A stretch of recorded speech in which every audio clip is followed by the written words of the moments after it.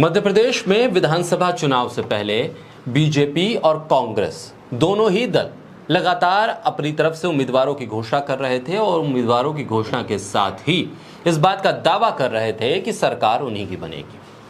सर्वे आए, कई news agencies और खुद इन पार्टियों ने भी अपने अपने सर्वे करवाए, जिसपे साफ हुआ कि बीजेपी के लिए विधानसभा चुनाव सबसे मुश्किल चुनाव है। वो सत्ता से दूर हो रही है और कांग्रेस की वापसी हो रही है सत्ता में। उस सरकार को वो वापस हासिल कर रही है जिसे भारतीय जनता पार्टी ने कांग्रेस के विधायकों को तोड़कर हासिल किया था। ऐसे में भारतीय जनता पार्टी के लिए मध्य प्रदेश में मुश्किलें बेहद ज़्यादा बढ़ गई हैं। पार्टी के भीतर ही घमासान है। टिकट बंटवारे के बाद ही बगावत शुरू हो गई है।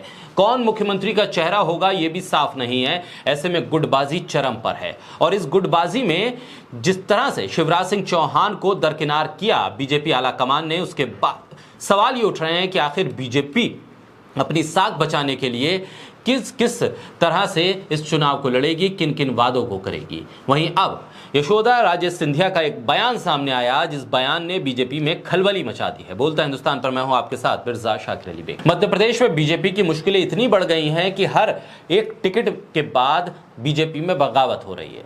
हर नेता बागी हो रहा है, या तो निर्दलीय लड़ रहा है या फिर कांग्रेस में शामिल होता जा रहा है। मुख्यमंत्री का चेहरा कौन है यह भी साफ नहीं है, क्योंकि दावेदार इतने खड़े कर दिए गए हैं कि हर एक दावेदार अपने आप को मुख्यमंत्री के तौर पर प्रोजेक्ट कर रहा है। आपसी गुटबाजी इतनी चरम पर है कि जनता भी अब साथ में नहीं है। शिवराज सिंह चौहान को लेकर बीजेपी में अंतर्कलह है, तो वहीं शिवराज का कुर्सी छोड़ने का दर्द व्यवस्था के ऊपर हावी होता जा रहा है। शिवराज सिंह कुर्सी छोड़ेंगे या नहीं, इस बात को लेकर लगातार वो अपने दर्द को बयां कर रहे हैं। राज्य की कानून व्यवस्था, सामाजिक समीकरण कुछ भी बीजेपी के साथ नहीं है। ऐसे में सिंधिया को लेकर, यानी ज्योतिरादित्य सिंधिया को लेकर बीजेपी में भी फूट है।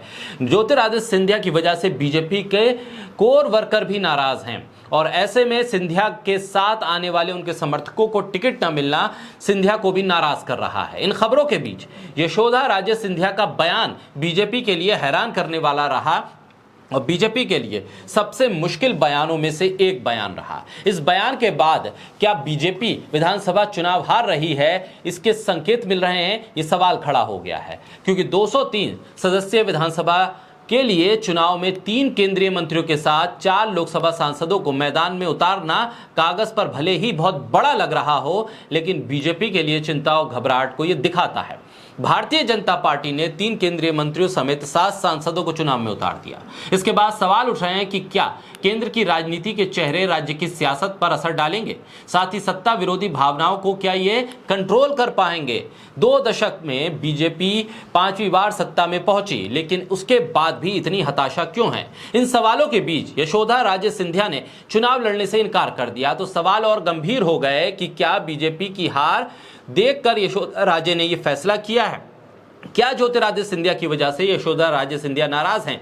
साथ ही जनता में भी यह संदेश गया कि बीजेपी में सब कुछ ठीक नहीं है। और अब यशोदा राजे सिंधिया ने एक ऐसा बयान दे दिया जिसको लेकर कहा जा रहा है कि यह बयान शिवराज सिंह चौहान के लिए चुनौती है, सीधे पीएम मोदी के लिए चुनौती है। तो क्या बीजेपी में बगावत हो गई है। यशोदा राजे सिंधिया ने कह दिया कि कुर्सी किसी की नहीं होती, कुर्सी बदल जाती है। तो इस वक्त कुर्सी पर कौन है। मध्य प्रदेश की कुर्सी पर देखें तो शिवराज सिंह चौहान हैं और देश की कुर्सी पर प्रधानमंत्री मोदी हैं। तो यह बयान किसको लेकर था। यशोदा राजे सिंधिया ने एक बयान से दोनों कुर्सियों पर निशाना साध दिया है, यानी बीजेपी में मौजूदा विधानसभा चुनाव को लेकर भी हताशा निराशा है और लोकसभा चुनाव को लेकर भी यशोदा राजे सिंधिया बता रही हैं कि बीजेपी के लिए राह कितनी मुश्किल हो रही है। यशोदा राजे सिंधिया के इस बयान के बाद से प्रधानमंत्री मोदी, गृह मंत्री अमित शाह, जेपी नड्डा और शिवराज सिंह चौहान परेशान होंगे, क्योंकि यशोदा राजे सिंधिया वो नेता हैं बीजेपी की जो कभी चुनाव नहीं हारी। बावजूद इसके उन्होंने इस बार चुनाव लड़ने से इनकार करते हुए अब कुर्सी पर ही निशाना साध दिया है। देखना होगा कि आने वाले वक्त में ये बयान और किन किन की कुर्सियों तक पहुंचता है।